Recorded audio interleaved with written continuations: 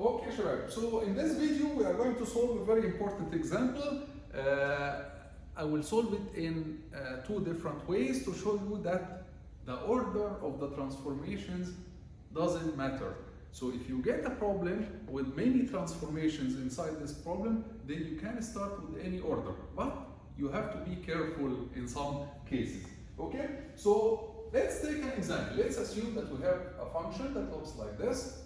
We have a triangle up to 2, and this part, let's assume that amplitude here is 3, and here we'll take a kind of rectangle, -1, and let's assume that this is -2. This is our signal x of t, and let's assume that the example says plot another function y of t, which is we'll try to make it as complex as possible, so you can imagine that we have all the three transformations. So maybe we say that it will be 4 minus 0.5 t. So in this example, we have all the three time transformations that we learned so far. We have the negative sign, which means time reversal, we have time scaling, and we have shift. How to do that? How to plot the new function if we have all these transformations together? So I'm going to give you a method that is much easier than the method in the textbook. If you are interested, you can read the method in the textbook, but what I'm going to tell you now is much easier than, I believe it's much easier than the method that is mentioned in the textbook. So what you need to do is, you need to ask yourself, how should I move from x of t to x of 4 minus 0.5 t.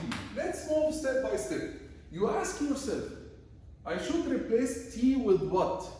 And then I should replace t with what? And then I should replace t with what? For example, you say, in order to move from here to here, I should replace t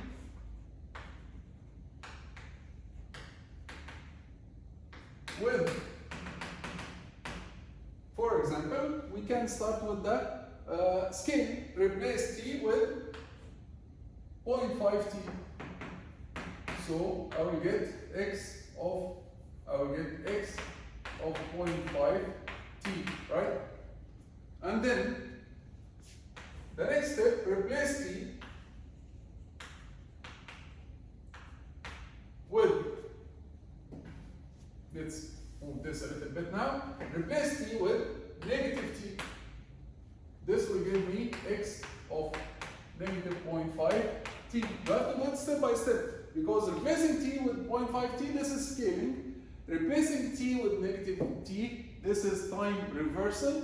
And then we'll have to do the shift. In order to do the shift, at the end, we have to replace t with what? I will give you a few seconds to think about it. In order to reach x of 4 minus 0.5 t, I have here in this equation to replace t with what? T minus 4, or t minus 2, or t minus 8. Think about it. You can send your answers on the chat. If you replace t with t minus 4, the minus 4 will be multiplied by negative 0.5, so it will appear as 2. So this is wrong. So you have, in order to get 4 here, you have to replace t with t minus 8. Why? Because when you replace t with t minus 8, this will be x of negative 0.5, and you replace t with t minus 8, this will give you x of negative 0.5 multiplied by negative 8, this will give you 4, and then negative 0.5 t. So this is the correct answer, is that you should replace t with t minus 8. Now we divided the movement from the original function to the new function into 3 steps. I chose that I started with scaling, then reversal, then shift. Let's see the result, and then we'll change the order and see what will be the result. And I will show you that the order doesn't matter, but you have to be careful, especially in something like this. When you do the shift while the t is already scaled, you have to be careful of what is the constant that you should choose. So if we do that, the first step, when you move from here to here, we replace t with 0.5t. What happens if you replace t with 0.5t? This will cause the function to expand, right? So this will be expansion by factor 2. So the function will look like this. X to 0.5t will look like this. Expansion by factor 2, so instead of having 2 here, it will be 4, right? And then instead of -1 here, it will be -2. This is -2. The amplitude doesn't change. So this is after the first step. When you replace t with 0.5t, the function is going to expand by a factor 2. Next, when we replace t with -t, in this step, this will be reflection.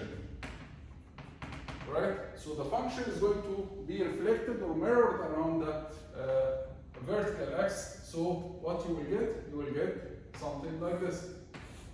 The function is reflected, so you will get here -4, and you will get here 2, right? So now this is x of -0.5t. And then the last step, when you replace t with t minus 8, what happens? There will be a shift right? There will be a shift right. When you replace t with t minus 8, this will cause a shift right by 8, right? So what you will get? You will get something like this. If you shift right by 8, -4 will become at 4. And then 0 will become at 8. And then 2 will become at 10. So you will get something like this. The amplitudes do not change. So this amplitude will remain 3. This amplitude will remain -2. So this is the result now of 5t. This is the result of solving our problem using the first method or the first order. Remember this, we'll try to solve it now using a different order, and we'll see whether we are going to get the same result or not. So here we chose scaling, time reversal, and then we chose the shift, right? Let's try to choose a different order, any different order. So if we choose a different order, I will try to keep this answer here to compare it to the answer that we will get after a few minutes. So we can choose a different order by saying, I'm going to start first by, if I have x with t, maybe I will replace t with t minus 4. With t minus 4 or t plus 4, what do you think?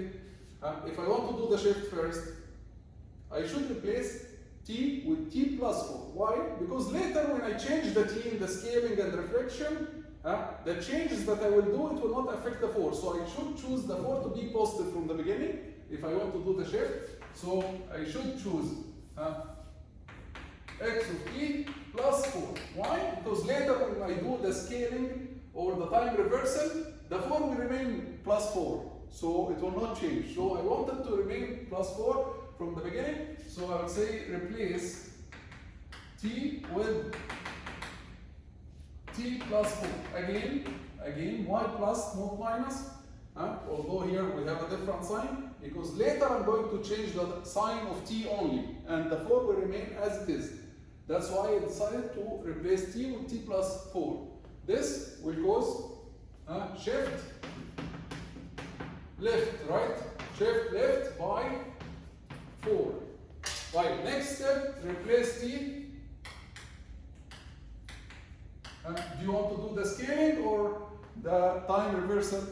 Whatever. You can do whatever. I will do one of them and you can try the other at home. Okay? So replace t, let's say, with 0.5t. So this will give you x of 0.5t plus 4. And the last step, replace t with negative t. This will give you x of 4 minus 0.5 t. Okay? So the first step is a shift. We'll shift left, we'll shift the original function left by 4. The second step, we are going to expand it by factor 2. And the last step, we are going to do reflection. Let's see if we do these 3 steps, it will give us the same result. First, if we shift left by 4, if we take the original function, shift it left by 4. So it will appear like this. 2 will become negative 2, right? I'll try to make it smaller a little bit so that the board take it all. So if we shift left by 4, 2 will become negative 2. This point will become at negative 2. This point will become at negative 4. And this point will become at negative 5. Right? So you will get something like this. Amplitude doesn't change. This is the first step, when we shift left by 4. Next, we expand by a factor 2. When we expand by a factor 2, we'll multiply all the points by a factor 2. So, we'll do it here. We will multiply all the points by a factor 2. Okay, negative 2 will become negative 4. Negative 4 will become negative 8. And negative 5 will become negative 10. And again, the amplitudes do not change. The amplitudes do not change. So negative 4, negative 8, negative 10. So this is the second step. Okay? Third step, which function is this? Which function is this? This is the function x of 0.5t plus 4. Last step, we'll do reflection. Reflection means that we are going to reflect this function to the other side. So negative 4 will become 4. Negative 8 will become 8. Sorry. Negative 4 will become 4. When we reflect, we'll get something like this. Negative 8 will become 8. And then negative 10 will become 10. And the amplitudes again do not change.